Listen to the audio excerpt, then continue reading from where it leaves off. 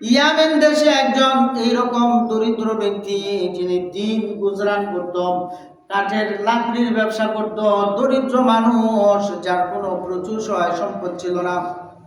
উনি কি করতেন? উনার দুইটা সন্তান আর উনার বিবি এবং উনি, এই চারজন মানুষ ডেলি ওই পাহাড়ের জঙ্গলে পাদদেশে যায় কাঠ সংগ্রহ করতো, শুকনা শুকনা লাকড়ি সংগ্রহ করে নিয়ে আসতো, আইসা ছোট ছোট করে আড়ি বেঁধে বাজারও বিক্রি করতো।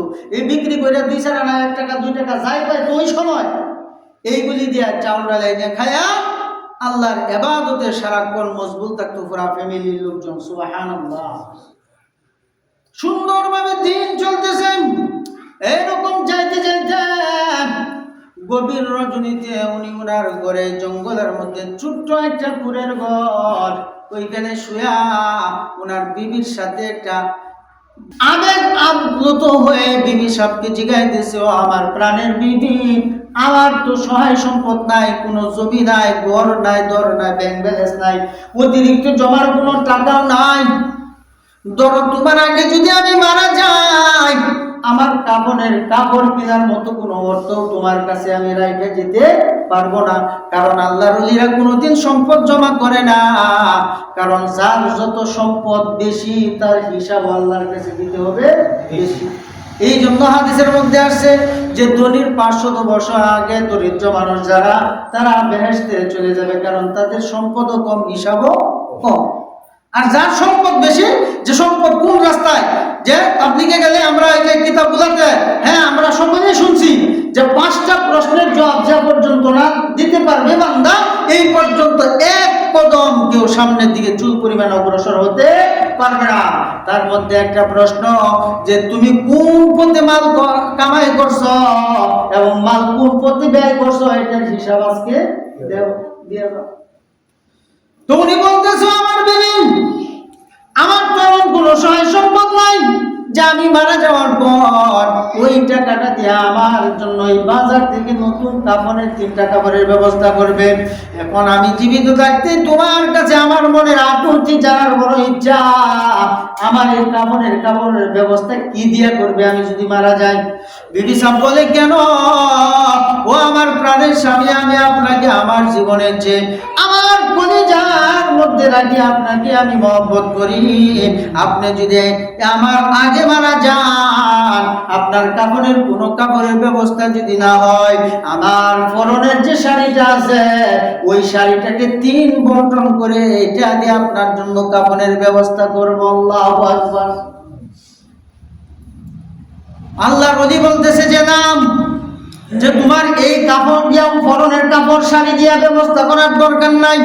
তোমাকে আমি একটা পথ বাতলে দিয়ে যাই যে আমার পরনে দেখতেছো যে জুব্বাটা আছে, আমার তো অতিরিক্ত কোনো কাপড় নাই, ব্রিফকেসে, লাকিসে, সুকিসে, এইরকম ড্রেসিং টেবিলে এত কাপড় আমার নাই, কারণ আমি নুন আনতে পান্তা পুরাই সকালবেলা জঙ্গলায় যায় যে কাঠ কাইটে আমি বাজারে নিয়ে যাই, ওইগুলি বিক্রি করে চাউল ডালাই যে খাই, পরের দিন আবার খাওয়ার কোনো আজকের জন্য টাকা থাকে না, পরের দিন আবার যাই, এইভাবে। তোমার এই কাজ করার দরকার নাই। আমার যে পরনের জুব্বাটা দেখতেছ, আমি মারা যাওয়ার পর আমাকে গোসল দিয়া এই জুব্বাটায় মাথার কাছে নিয়া এই উপরে চারটা গিট্টু দিবা, হাঁটুর নিচ পর্যন্ত তো করবো, জুব্বা লম্বা, আর যে পায়ের অংশটা খোলা থাকবে এইগুলি গাছের পাতালাতে দেখাই খায়, এই এলাকার লোকজন যে বলবা যে আমার জানাজা দিতে, এই অবস্থায় যেন কাফন দেয়। আল্লাহু আকবার। আল্লাহর কি কারিশমান! ওনারা দুইজন এইভাবে আলাপ আলোচনা করতে করতেন, এক পর্যায়ে আল্লাহর ওলি বলতেছে, আমার বিবি, কাপড়ের ব্যবস্থা হলো আমি তোমাকে বিকল্প পথ, তোমার শাড়ির পরিবর্তে কি দেয়া কাপড়ের ব্যবস্থা করবা ওইটা আমি বলে গিয়েছি রে প্রাণের বিবি, কিন্তু জানাজা কে পড়াবে? আমরা এমন এক নির্জন মরু প্রান্তরে থাকি, আমাদের কোনো প্রতিবেশী নাই, তোমার এই ছোট্ট 2টা সন্তান, নাবালেক বাচ্চা, ওইগুলি কই পাহাড়ের পাদদেশের ছোট্ট একটা মহল্লা, ওইখানে মসজিদের ইমাম আছে, ওইখানে কিছু মুতাওয়াল্লি, কিছু মুসল্লি আসে, উনাদেরকে যায় বাচ্চাদের মাধ্যমে খবর দিবা যে আল্লাহর একজন প্রিয়তর মাহবুব বান্দা, যার নাম ছিল সুলতান ইবনে আদেল, উনি মারা গেছে। ওই এলাকার মুসল্লি সাহেবান, ওই ইমাম সাহেব, আপনারা আসেন, আমার আব্বার জানাজা পড়ে রাত্রে কাফন দাফনের ব্যবস্থা করেন। এটা তো ভাবা পারবাম যদি না আসে, যদি না আসে আরেকটা বাইপাস বিকল্প রাস্তার কথা বলে যাই দেবে। যদি তোমার এবং তোমার সন্তানের কথা ওই মহল্লার লোকজন এবং ইমাম যদি না মানে, বিকল্প রাস্তা হলো ওই এলাকার মধ্যে আমার এলাকায় সর্বোচ্চ যে পাহাড়ের শৃঙ্গ, যে উঁচা পাহাড়টা, ওইখানে যে আমার দুইটা নাবালেক সন্তানকে দুই হাতে ধইরা ওই পাহাড়ে দাঁড়ায় বলবা, ইয়া রব মাদ মাতা সুলতান ইবনে আদেল, এ রব তোমার বান্দা সুলতান ইবনে আদেল মারা গেছেন। এই গভীর রজনীতে আমি কত মানুষের কাছে গেলাম, কেউ জানাজার জন্য আসে না। তোমার এই বান্দা সুলতান ইবনে আদেলের জীবনে 2 রাকাত নামাজ যদি তোমার দরবারে কবুল হয়ে থাকে, খুশু খুজুর সাথে ইখলাস ইয়াসাদের সাথে যদি তোমার দরবারে মঞ্জুর হয়ে থাকে গো আল্লাহ, ওনার স্ত্রী হিসাবে আমি তোমার কাছে প্রস্তাব জানাই। আমার মনের বড় তামান্না, আমার মনের বড় আশা আর আকাঙ্ক্ষা গো আল্লাহ, তোমার ওলির 2 রাকাত নামাজ যদি কবুল হয়ে থাকে, ইহার বিনিময়ে তুমি কুদরতিভাবে তার জানাজা এবং কাফন দাফনের ব্যবস্থা করে দাও। সুবহানাল্লাহ।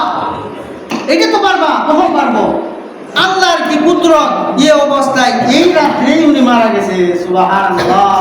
ইন্না লিল্লাহি ওয়া ইন্না ইলাইহি রাজিউন। আপনি আমি ছোটবেলা, আপনারা তো আমার যে বয়োজ্যেষ্ঠ মুরব্বী, আমার শ্রদ্ধেয় যারা, আপনারা জানবেন আগের যুগের মুরব্বী মানুষ যখন মারা যাইতো, ছেলে মেয়ে সবাই ডাকে আনতো যে বাবারা কাছে আসো, যে দেখো তোমাদেরকে অনেক কিছু দেওয়ার দরকার ছিল, দিতে পারি নাই, তোমরা কাজে যোগদান করিও না, তোমরা মিলিয়ে জিলিয়ে থাকবে, এরকম কিছু নসিহত, কিছু ওসিয়ত করতো। করার পর হঠাৎ করে বলে যে তোমাদের কোনো দাবি দাবা আমার উপর আছে নাকি? না, ও দাবি রাখো না, আমি গেলাম, আমার প্রভু আমাকে পরকালে যাওয়ার জন্য আহ্বান করেছে। সুবহানাল্লাহ। এই অবস্থায় কয়ে কয়ে কিন্তু অনেক আগের লোকগুলি মারা যাইতো, কারণ তারা মৃত্যু যখন আসবে আল্লাহ তাআলা তাদের হৃদয়ে এইরকম কামেল ছিল, এইরকম মুমিন ছিল, এরকম পরহেজগার ছিল। এই অবস্থায় যখন মারা গেছে, ওনার বিবি সাহেব ওনার কথা অনুযায়ী কি করলেন?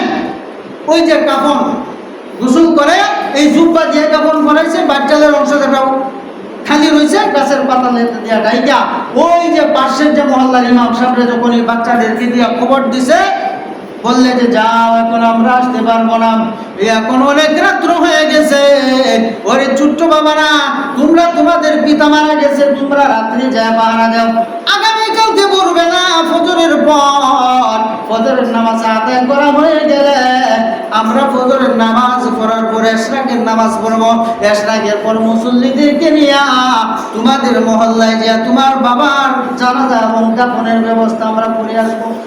এই কথা বলে বাচ্চাদেরকে বিদায় করে দিছে। যে উনি তো বিকল্প অনেক রাস্তা বয়ে গেছে। তখন এই আল্লাহর ওই স্ত্রী, উনি ওই পাহাড়ের উঁচু পাহাড়ের উপর 2 সন্তানকে নিয়ে হাতে, যে আল্লাহ মাতা সুলতান ইবনে আদেল, তোমার বান্দা সুলতান ইবনে আদেল মারা গেছে, ওনার 2 রাকাত নামাজ যদি ওনার জিন্দেগিতে কবুল হয়ে থাকে তোমার দরবারে, ওই 2 রাকাত নামাজের উসিলায় আজকে তুমি আসমানি সহযোগিতার দ্বারায়, কুদরতি ব্যবস্থাপনার দ্বারায় ওনার জানাজা এবং কাফনের ব্যবস্থা করে দাও। সুবহানাল্লাহ। আল্লাহর স্ত্রী, কারণ সৎসঙ্গে স্বর্গবাস, অসৎসঙ্গে সর্বনাশ। ইয়া আইয়ুহাল্লাযীনা আমানু তাকুল্লাহ ওয়া কুনু মা'আস সাদিকিন। এই জন্য আল্লাহ তাআলা বলছেন, হে ঈমানদারগণ, তোমরা আমি আল্লাহ তাআলাকে ভয় করো এবং নেককার পরহেজগার সত্যবাদী যারা, তাদের সঙ্গে উঠা বসা করতে থাকো। দেখো সত্যবাদীর সাথে, মুমিনের সাথে, পরহেজগার মুত্তাকিন বান্দার সাথে উঠা বসার কারণে তুমি একটি সত্যবাদী এবং ঈমানদার হয়ে যাইবা। সুবহানাল্লাহ। আতর আল্লাহর সাথে থাকলে কিন্তু আতরের কিছু জ্ঞান আপনার শরীরে আসবে। কয়লাওয়ালা কালিওয়ালার সাথে থাকলে আপনার কালি আদায় হইব না, এইটা সংস্রবে থাকতে থাকতে আপনার কাপড়েও কিছু কালি আসবে। এই জন্য আল্লাহর ওলির স্ত্রী বুজুর্গে বান্দি, উনি একজন আল্লাহর আবেদা সালেহা জাকিরিনী মহিলা ছিলেন। উনি যখন আল্লাহর কাছে সেই মারিফতের জিহ্বা দ্বারা যখন ডাক মারছে, আল্লাহ তাআলার আরশে আজিমে জায়গা দিয়েছেন। আল্লাহ তাআলা বলে, ও জিবরাইল, তুমি কোথায়? ইয়ামেনের জমিনে আমার এক কুতুব মারা গিয়েছেন। ওই আমেনের জমিনের কুতুবের স্ত্রী আমার কাছে প্রার্থনা করতেছে তার স্বামীর জানাজা কাফন দাফনের ব্যবস্থা করার জন্য। ওরে জিবরাইল তুমি যাও বাগদাদের জমিনে একজন পাগল আল্লাহর ওলি আছে, আমার ওলি, ওই তার নাম হলো জুনাইদ বাগদাদি। ওই জুনাইদ বাগদাদি আমার সালাম জানাও। আর যেখানে যে অবস্থা আছে ওই বাগদাদের জমিন থেকে আমেনের জমিন হলো 2500 কিলোমিটারের রাস্তা, দূরে না কাছে? অনেক দূর, 2500 কিলোমিটারের রাস্তা। ওই জুনাইদকে বলো যে তাড়াতাড়ি রাত্রেই যাবো আমেনের জমিনে যায় সুলতান ইবনে আদেলের জানাজা পড়ে কাফন দাফনের ব্যবস্থা করেন। ওই ফেরেশতা যখন জুনাইদ বাগদাদি থেকে সালাম দিলেন, আল্লাহ সালাম দিলেন, দেওয়ার পর বলতেছে জুনাইদ আমি তো যাইতে রাজি, আমি একা যাব না, আমার সাথে আমার আরো 12 জন শাগির্দ আছে, আমার মুরিদ আছে। ওই 12 জন মুরিদ দিনে আমি একজন, মোট হইল 13 জন। আমরা সবাই যাব ওই আল্লাহর ওলির জানাজায় আমি নিজে করব। কিন্তু যে মালিক যাওয়ার জন্য আমাদেরকে হুকুম করেছে তুমি আবার যাও, ওই মালিককে বলো আমাদেরকে একটা সংক্ষিপ্ত বিকল্প বাইপাস রাস্তা দেখায় দিতে, যে বলো আমি এখন যাইতে রাজি। তো যখন আমার এই ফেরেশতা আল্লাহর কাছে গেল যে তোমার বান্দা এই ওলি জুনাইদ বাগদাদি, বাগদাদের মধ্যে শ্রেষ্ঠ কুস্তিগীর ছিলেন, পালোয়ান ছিলেন, পাহলওয়ান, যে উনি যাইতে রাজি, কিন্তু 2500 কিলোমিটারের রাস্তা, ওনার কোনো প্লেন নাই, রকেট নাই, উড়োজাহাজ নাই, হ্যাঁ দ্রুতগামী কোনো যানবাহন নাই, এখন কেমনে যাবে? আপনি বলে বিকল্প একটা রাস্তা বাতলায় দিতেন, উনি যাইতে প্রস্তুত। উনি সহ আরো 12 জন, মোট 13 জন যাবে। আল্লাহ পাক রব্বুল আলামিন জিবরাইলকে বলিয়া দিলেন, ও জিবরাইল তাড়াতাড়ি আমেনের জমিনে যাও, আমার বান্দা সুলতান ইবনে আদেলের লাশ যেখানে আছেন ওই লাশের নিচ থেকে এক মুষ্টি মাটি নিয়া তাড়াতাড়ি বাগদাদের জমিনে জুনাইদের কাছে যাও। ওই জুনাইদের কাছে যাইয়া জুনাইদের সাথী সঙ্গী তারা 13 জন যারা যেখানে দাঁড়ায় রয়েছে ওইখানে যা এই মাটিটা এরকম ফিকে মারবা, মাটিতে নিক্ষেপ করবা, তাদেরকে বলবা সাজদায় যাইতে, সাজদায় যায় সুবহানা রাব্বিয়াল আ'লা, সুবহানা রাব্বিয়াল আ'লা, সুবহানা রাব্বিয়াল আ'লা, এইরকম 3 বার সাজদা থেকে এই 3 তাসবিহ পড়ার পর মাথা উঠাবে। তো ওই জিবরাইল আল্লাহ তাআলার দেওয়া ডিজিগনেশন নির্দেশনা অনুযায়ী এখান থেকে লাশের নিচ থেকে আমেন থেকে মাটি আনছে, আইনা তাড়াতাড়ি বাগদাদ ইরাকে গেছে। ওইখানে যায় যখন ওই জুনাইদের সামনে মাটি নিক্ষেপ করলেন আর বললেন যে তোমরা সাজদায় পড়ো। সাজদায় পড়ছে সুবহান রাব্বিয়াল আ'লা। ওই 13 জনে আল্লাহ তাসবিহ পড়তেছে, আল্লাহর কুদরতি পায়ে যখন তারা সাজদায় পড়ে গেল 3 বার সুবহান রাব্বিয়াল আ'লা, 3 বার সুবহান রাব্বিয়াল আ'লা বলছে। বলার পর মাথা উঠা দেখে ইয়ামেন থেকে বাগদাদের দূরত্ব ছিল 2500 কিলোমিটার।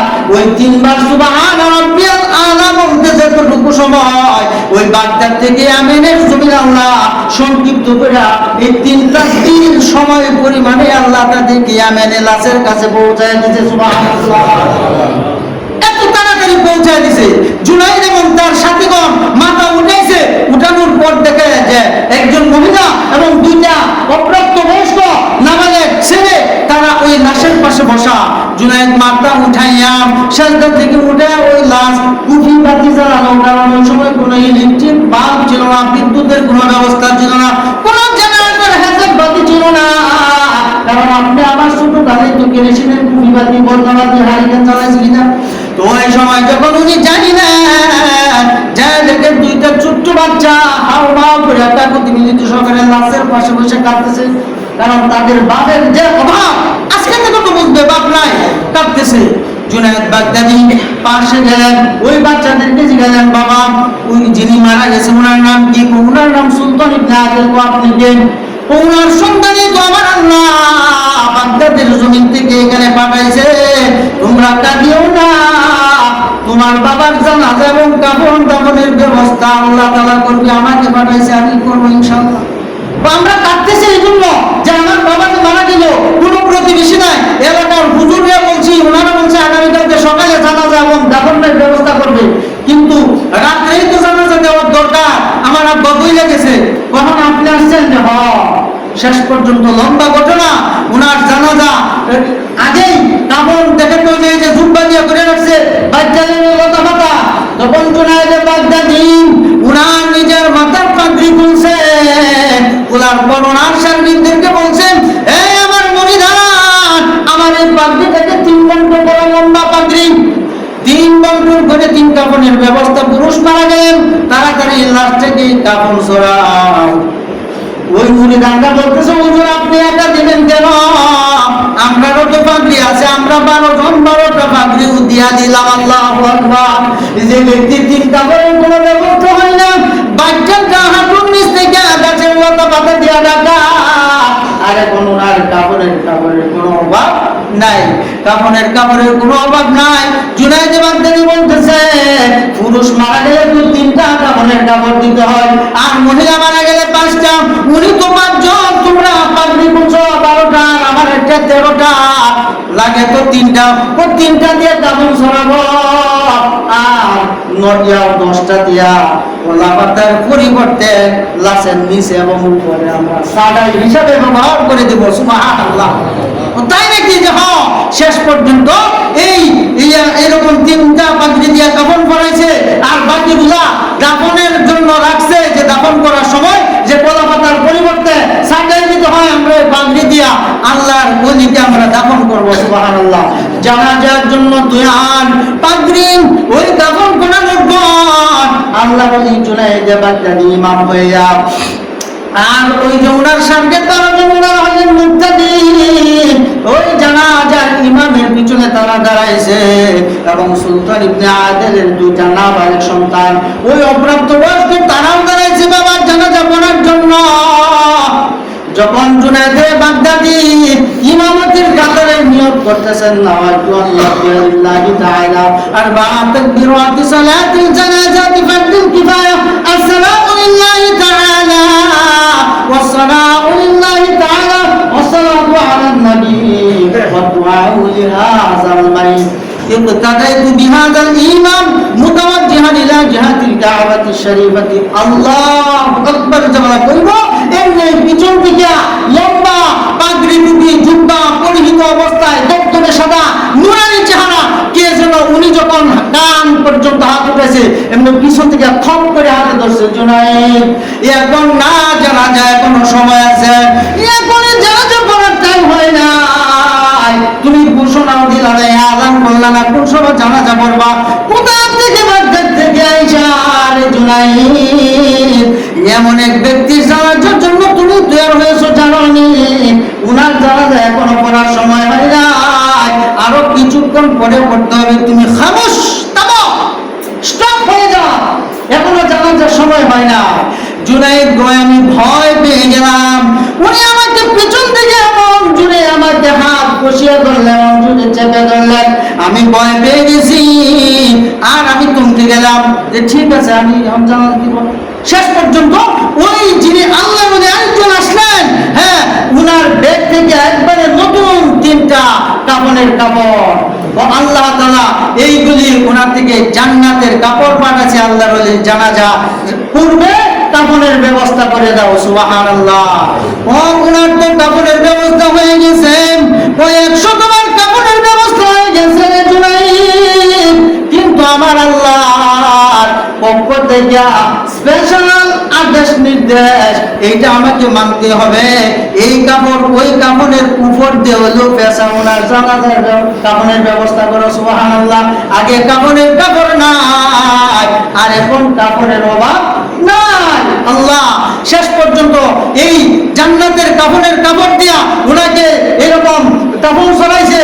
তারপরে কানে কানে জুনায়েদকে বলতেছে, জুনায়েদ, যদি তুমি কিছু না মনে করো, আজকের এই আল্লাহর বান্দার জানাজার ইমামতি করব আমি,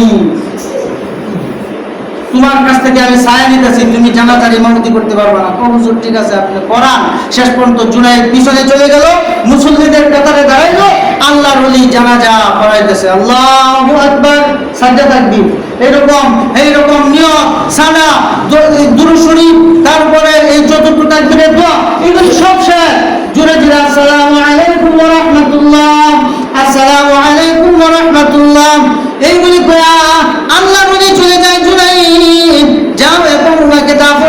ব্যবস্থা করে আমি গেলাম। জুনাইদ এখন আমার মনের বড় সাহস, আমার বুকটা প্রশস্ত হয়ে গেছে যে আগে উনি খপ করে আমাকে ধরছে আমি জানাজা না করানোর জন্য। ও আল্লাহ, আপনি কোথা থেকে আসলেন? কোথায় আপনার বাড়ি? কোথায় আপনার ঘর? আপনার ঠিকানা কি? উনিও পিছন থেকে এমন ভাবে জোরে থাবা দিয়ে ধরছে, জুনাইদ আপনি যে পর্যন্ত আপনার পরিচয় না দিবেন ততক্ষণ পর্যন্ত আমি জুনাইদ ছাড়ব না, কারণ আপনি আমাকে চিনেননি। আমি বাগদাদের মধ্যে শ্রেষ্ঠ কুস্তিগির ছিলাম। বাগদাদের মধ্যে কত মানুষ, কত পালোয়ান, কত সম্রাট, কত বাহাদুরকে কুস্তি খেলায় আমি হারাইছি, আমি জিতছি, আমি গোল্ড মেডেলিস্ট পেয়েছি, স্বর্ণের মেডেল প্রাপ্ত কতবার যে হয়েছে যার কোনো একটা নাই, কোনো হিসাব নাই। আজকে আমার কাছে আপনার পরিচয় না দেওয়া যাবে, এটা হতে পারে না, আমি ছাড়বো না। এই কথা বলে ধরছে। হায় হায়, কি পাগলার কাছে বললাম। শেষ পর্যন্ত বলতেছে ঠিক আছে বলতেছি, তুমি কাহার সাথে বলিও নাম। ওই জুনাইদ, লোকেরা আমাকে হযরতে খিজির আলাইহিস সালাম বলিয়া জানে। আল্লাহু আকবার। ও চিনতে পেরেছি আপনি কি সেই খিজির নেই?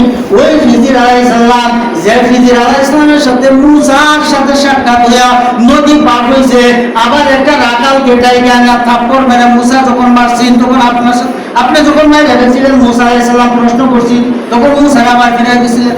এই যে তিনটা ঘটনা করছি, একবারই থেকে খানা চাইছিলেন, খানা দিল না, আবার এইবারই ওয়াল ভাঙিয়া পড়তেছে, আপনি তাদের উপকার করছেন। আরেকবার আপনাদের নৌকা দিয়ে পার করেছে, আমাদের কাছ থেকে টাকা নেবে, আমরা আলেম মানুষ, আমাদেরকে সম্মান করছে। তারপরে আপনি আবার বলেন নৌকার তক্তা বাইকিয়া সাগরের মধ্যে ডুবে গেছে। আপনি কি ভেঙেছি তো কিছু জানাস কিবা?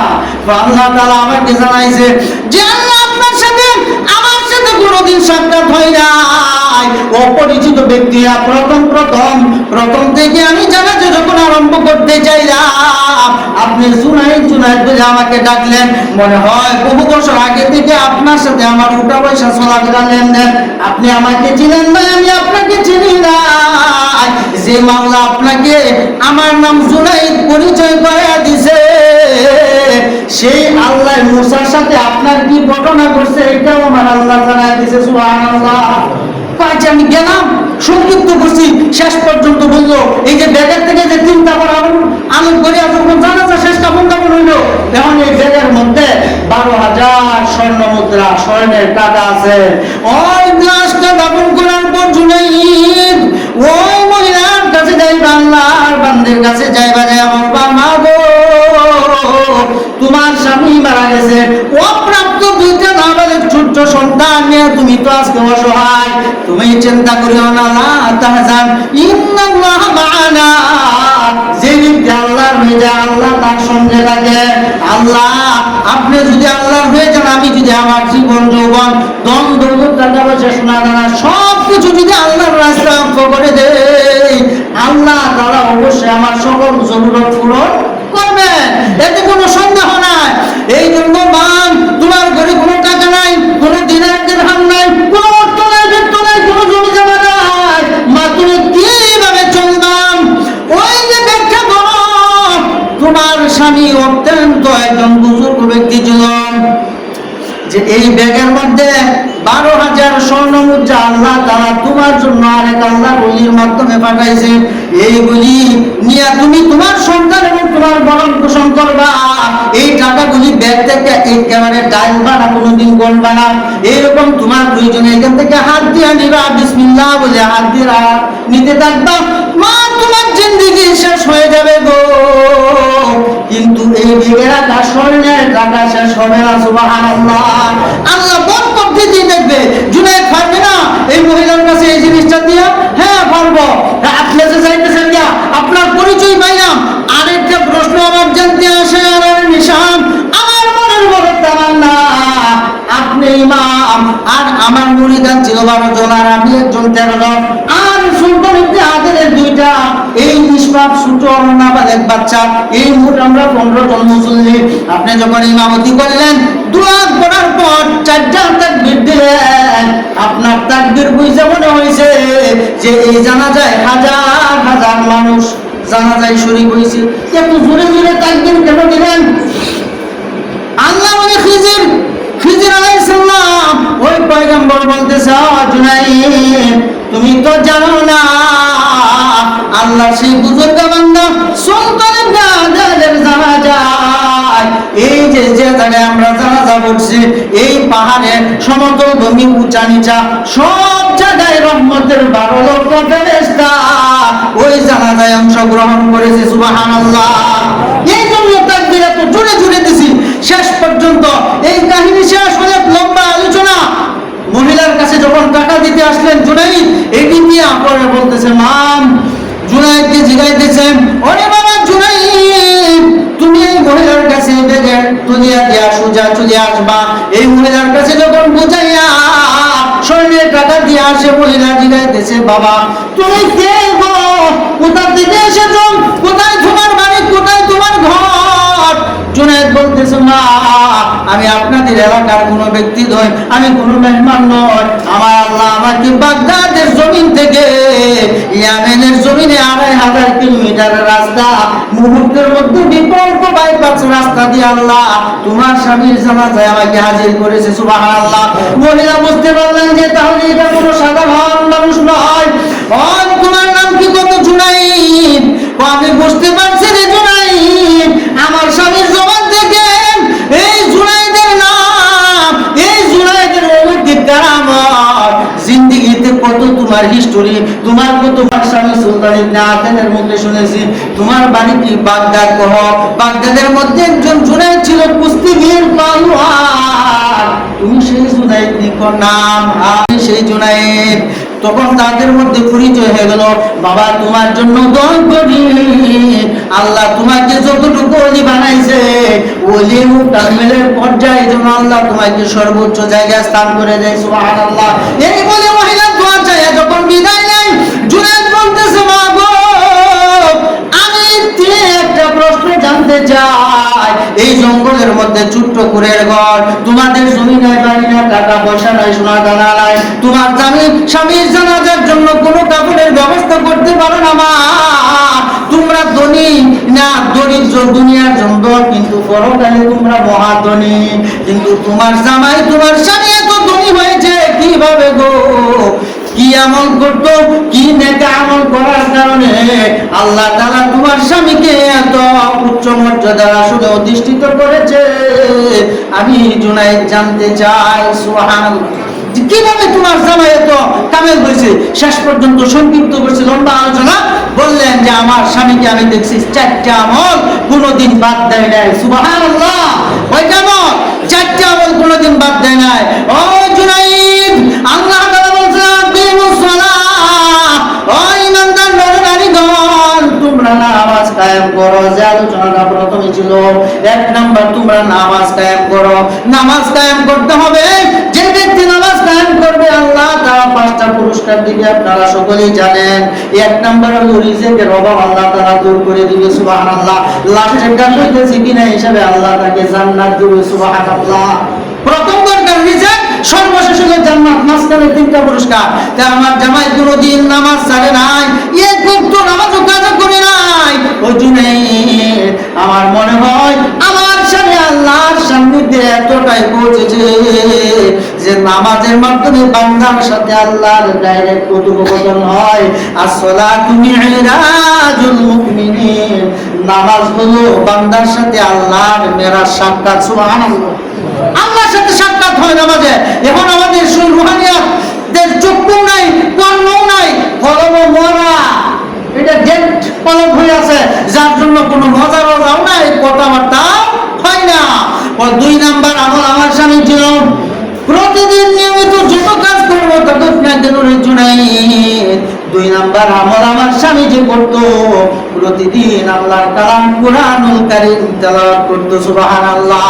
সকালে পড়তো না, পাইলে দুপুরে সময় নেই, সন্ধ্যার পরে নাই, ঘুমানোর যাওয়ার আগ দিয়ে হয়ে যাবে 2, 4, 5 আয়াত, আধা পৃষ্ঠা কোরআন তেলাওয়াত করতো। এই কোরআন তেলাওয়াত করার কারণে মান ক্বারা হারফাম মিন কিতাবিল্লাহ, যে ব্যক্তি আল্লাহর কিতাবের একটা হরফ পাঠ করবে আল্লাহ তাকে একটা নেকি আর একটা নেকি বানাইয়া আল্লাহ তাআলা 10টা নেকির সমান করে দিবে। সুবহানাল্লাহ। তে আমার স্বামী প্রতিদিন কি করতো? কোরআন তেলাওয়াত করত, ও জুনাইদ, আমার স্বামী 3 নাম্বার যে ডিউটিটা করত, আমার জিন্দেগিতে আমি কোনোদিন দেখি নাই যেমন নামাজও ছাড়ে নাই, 3 নাম্বার কোনোদিন তাহাজ্জুদ ওনার কাজা হয় নাই। সুবহানাল্লাহ। তাহাজ্জুদ কোনোদিন শেষ রাত্রে উঠা যে উনি আজকে তাহাজ্জুদ করে নাই, আমার যতদিন হয়েছে বিয়ে হয়েছে আমি কোনোদিন দেখি নাই আমার জামাই তাহাজ্জুদ ছাড়ছে। সুবহানাল্লাহ। তাহাজ্জুদ করতো। আর 4 নাম্বার কি? ও আল্লাহর ওলি জুনাইদ, আমার স্বামী 4 নাম্বার লা ইয়াদখুলুল জান্নাতা রুজিয়া বিল হারাম, হারাম বক্ষণকারীর দেহ বেহেশতে প্রবেশ করবে না। যে সুদের ব্যবসা, গুজের ব্যবসা, এরকম ব্যবসার মধ্যে প্রতারণা, চলচাতুরি, ভাই বোনের অনিষ্ট গায়া, প্রতিবেশীর হক মাইরা, এরকম আরেকজনের ক্ষেতের ফসল ধান গাইটা সকাল সে কি হক নষ্ট করতেছে না গো? হক নষ্ট করতেছে। এইরকম হারাম ভক্ষণকারী দেহ কোনোদিন বেহেশতে প্রবেশ করতে পারবে না। আর ইবাদত কবুল হওয়ার জন্য 1 নাম্বার শর্ত হলো হালাল খাবার। সুবহানাল্লাহ।